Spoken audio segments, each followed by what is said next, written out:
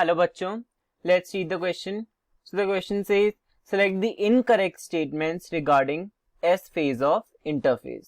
हमें पता है इंटरफेज में कितनी फेजेस होती हैं, 3 phases, G1 gap 1, S phase which is the synthetic phase and then the G2 phase which is the gap 2 phase. Okay, तो हमें S फेज के बारे में इनकरेक्ट स्टेटमेंट बताने, कौन सा स्टेटमेंट इनकरेक्ट है. A occurs between G1 and G2. B DNA replication begins in the nucleus. C. Centrioles duplicate in the cytoplasm. Or D. As DNA is doubled, number of chromosomes also doubles. So let's see the key concept that we should know in this question is, जो हमें पता होना चाहिए इस question को solve करने के लिए, that is events occurring during S phase. Events during S phase. S phase में सेल में क्या क्या चेंजेस होते हैं. ओके, S फेज में सेल में क्या क्या चेंजेस होते हैं. So let's see. हमें पता है कि जो इंटरफेज होती है उसकी हमने डिस्कस की 3 सब फेजेस में फर्दर डिवाइड होती है interphase. Okay, so interphase is further divided into 3 सब फेजेस, दैट इज G1 और gap 1, G2 gap 2 phase. Okay, और G1 और G2 के बीच में जो फेज होती है that is the S phase और the synthetic phase. Synthetic phase. Okay, so G1 then S and then G2. So S phase हमारी G1 और G2 के बीच में होती है. ओके, अब S फेज में क्या क्या होता है, let's see. S phase, S phase को सिंथेटिक फेज क्यों बोलते हैं? Why it is known as synthetic phase? Because इसमें किस चीज का सिंथेसिस हो रहा है. किस किस चीज का सिंथेसिस हो रहा है S फेज में? First, synthesis of DNA.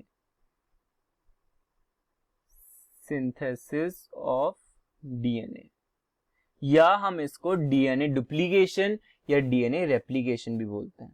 DNA का सिंथेसिस और DNA रेप्लिकेशन. DNA का रेप्लिकेशन होता है S फेज में.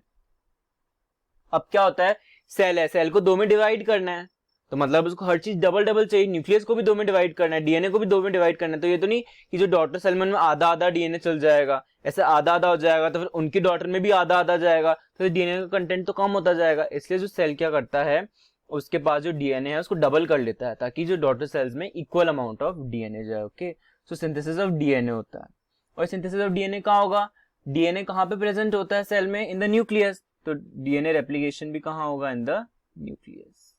न्यूक्लियस में डीएनए रेप्लिकेशन होता है. ओके, और एक और चीज का सिंथेसिस होता है, synthesis of centrioles. Synthesis of centrioles. Centrioles, या हम इसको बोलते हैं centriole. Centriole duplication. Centriole duplication. Centriole duplication.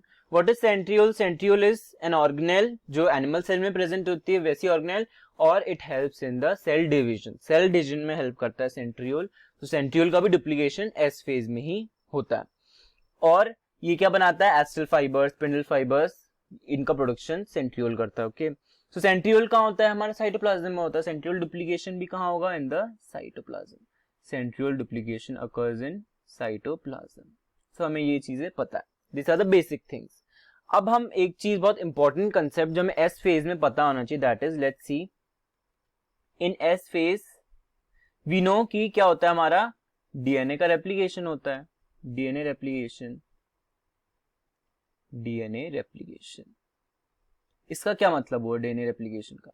Suppose कि एक सेल है, उसमें 2n अमाउंट ऑफ डीएनए है. ओके, G1 फेज में उसमें 2n अमाउंट ऑफ डीएनए है. अब G2 फेज में क्या होगा? डीएनए रेप्लिकेट होगा, मतलब डबल हो जाएगा, डीएनए डुप्लीकेशन होगा. तो डीएनए कितना हो जाएगा? 4n. तो G2 फेज में क्या हो जाएगा? डीएनए का अमाउंट डबल हो जाएगा. और डीएनए रेप्लिकेशन हो कब रहा है? During S phase. ये डबलिंग कब हो रही है? During S phase. S phase से जब सेल गुजरता है तो डीएनए डबल हो जाता है. ओके, तो ये हमें पता है. लेकिन जो इंपॉर्टेंट पॉइंट नोट करने का है यहाँ पे, most important point is, DNA का तो रेप्लिकेशन हो रहा है, DNA is getting doubled. DNA is getting doubled. Okay, but the number of chromosomes the number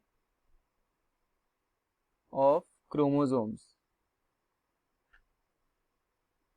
Number of chromosomes still remain the same. Still remain same.